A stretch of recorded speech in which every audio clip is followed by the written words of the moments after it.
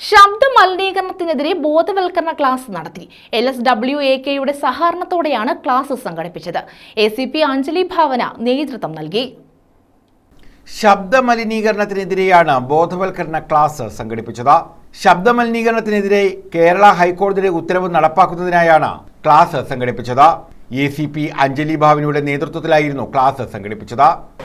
ഞാനിപ്പം പറയുന്ന ചില ക്ഷേത്രങ്ങളിൽ കണ്ടിട്ടുണ്ട്, ഇപ്പം എന്തെങ്കിലും പ്രോഗ്രാംസ് ഉണ്ടെങ്കിൽ കലാപരിപാടികളും ഉണ്ട്, അതിന് മുന്നേ കുറച്ച് ആചാരപരമായ കാര്യങ്ങളുണ്ടാവും. അപ്പം ഒരു ദിവസം ഈ ആചാരപരമായതിന് മാറ്റിവെക്കും. അന്ന് കലാപരിപാടികൾ അവർ വെക്കില്ല. തൊട്ട് അടുത്ത ദിവസം അത് വെക്കുമ്പോൾ അത് കുറച്ചുകൂടെ മുന്നിലേക്ക് ഷിഫ്റ്റ് ചെയ്യാം. അതായത് 8 മണിക്ക് തുടങ്ങുന്ന പ്രോഗ്രാം ആണെങ്കിൽ ചിലപ്പം 7 മണിക്ക് തുടങ്ങാം, 6:30 തുടങ്ങാം. അപ്പോൾ അത് 10 മണിക്കുള്ളിൽ തീർക്കാം. അങ്ങനെ ഒരു ഓപ്ഷൻ ഞാൻ ചില ക്ഷേത്രങ്ങളിൽ കണ്ടിട്ടുണ്ട്. അപ്പോൾ അതെനിക്കൊന്ന് നിങ്ങൾക്കും ട്രൈ ചെയ്യാനായിട്ട് പറ്റും. കുറച്ചും കൂടി, അതായത് ഒന്ന് നമ്മൾ ടൈം ഷിഫ്റ്റ് ചെയ്യുക, അല്ലെങ്കിൽ ഡേറ്റ് അഡ്ജസ്റ്റ് ചെയ്യുക. അപ്പം ഒരു ദിവസം ആചാരങ്ങൾ ചെയ്തു കഴിയുമ്പോഴത്തേക്കും അടുത്ത ദിവസം നമ്മുടെ നോട്ടീസ് തന്നെ അത് കൃത്യമായിട്ട് കൊടുത്താലേ ആൾക്കാർക്ക് അതനുസരിച്ച് അവരുടെ പ്ലാൻ ചെയ്യാൻ പറ്റും. LSWAK കരുനാഗപ്പള്ളി മേഖലാ കമ്മിറ്റിയുടെ സഹകരണത്തോടെ ടൗൺ ക്ലബിലാണ് ക്ലാസ് നടത്തിയത്.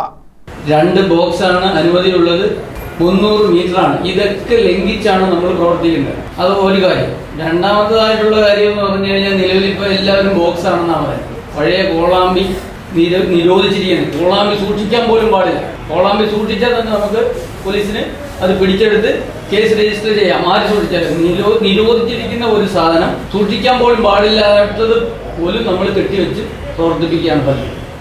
News bureau, Karunagappally.